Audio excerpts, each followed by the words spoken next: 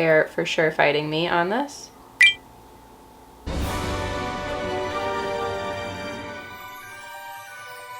So we are going to be sending half of Wednesday's sack over to my friend who provided the male in this pairing. If you didn't know like how spider pairings go, basically, if you have a female, you're typically the one that will do the breeding. So if somebody has a male that your female could use, they typically will send the male over and you, the person with the female, pays shipping. And then once you get the male, you breed. And usually, not always, but usually the agreement is half the babies go back to where the male came from, and then you get to keep half your babies. This is a little nerve-wracking, especially because we have some very precious cargo today. I've waited for like the perfect day for weather and everything, so hopefully everything goes well. Now, I normally ask my friend Amy from Fanghub Tarantulas to send me a box, but we're gonna be making our own. This is just like a regular box from Dollar Tree. I'm gonna mark it with live animal and everything, so don't worry about that. But here is some styrofoam. Like, this is an essential part of shipping a tarantula because you're going to kind of insulate it. So we're gonna have to cut this down, get the box together, separate the babies, which is kind of sad. And then I have a Wednesday update for you guys at the end. So let's get going.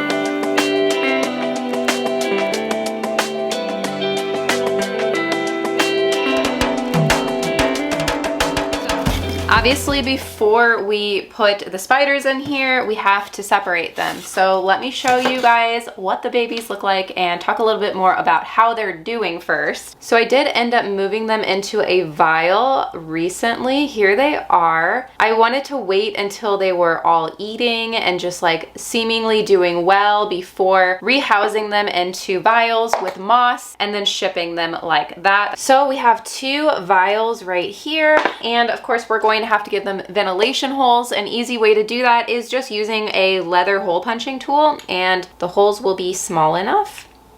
All right, so velvet spiders, I house them all pretty much the same when they're babies. So here is my Gandana minnow species. This is one I've been raising for about a year almost. And as you'll see, there we are. And there are all these fruit flies we've eaten. Kind of gross, but we're eating good and we're doing well like this. Just housed in dry moss to web up. And yeah, so here's my Irisis walkeneri, a different species, same idea. Great way to keep them. And also a good way to ship them, which is what we're going to be doing for 3 of them. This is the kind of moss that I use for them. It's just sphagnum moss. This is Zoomed brand. So I like to just take some pieces like this.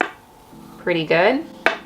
And since I'm shipping hers like this, I want to make sure there's lots of moss so they're not getting like banged around. So we'll ship in that. And then for mine, I'm not gonna make my moss as dense because I'm not shipping it, so I don't have to worry too much. And I'd like to be able to see them a little bit better, so that should be good. So let's talk about it. We have 6 left. As you guys remember, this was not the best sack ever. There was lots of issues with them, and unfortunately not many survived, but 6 did, which is good because we each get 3, which is better than none. So let's go ahead and try to carefully get these guys out. I really hate to do it because they've kind of webbed up and gotten comfortable, but I wonder what would be the best way to go about this. Probably get a paper towel. All right, and I'll try to pull you guys in for a better look once I actually get them out, but I want to be really careful pulling it out.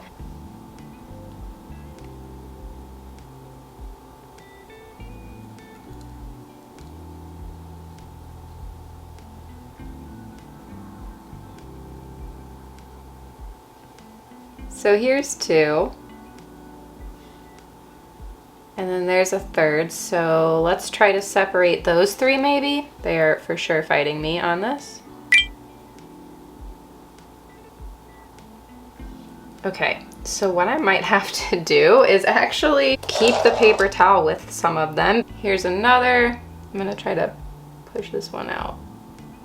Got one, finally. Oh my gosh, they are so hard to trick But here we go, and I will put this in the vial with these other two. Yeah, this is kind of hard. But okay, well there's my 3.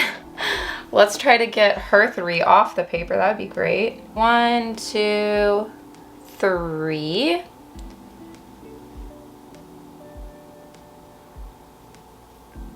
All right, well here are her 3. This one's been eating good, you can tell. Oh, look how black they are, so cute.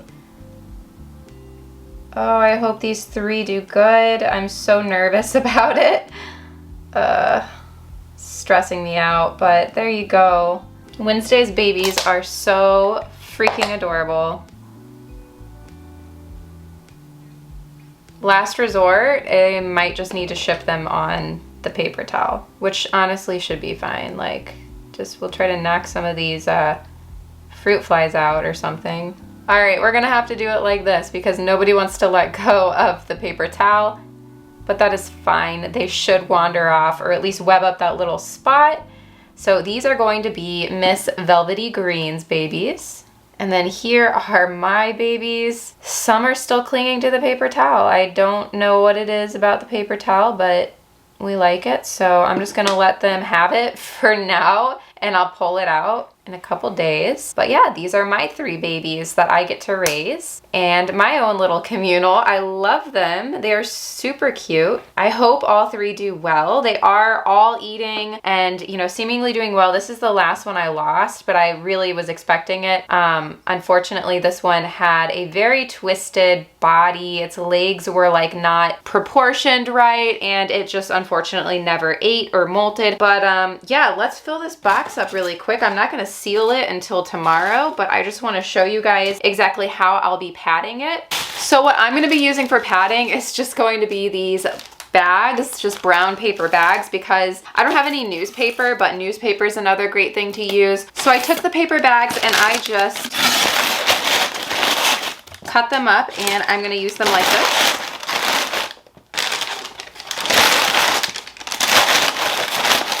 I'm going to take the babies and I'm going to put them like this in the middle, and then add more padding on top and tape it up. But I'm not going to do that until tomorrow because they're not going out to her until tomorrow. So we'll set them over here for the night, and we'll be doing that in the morning.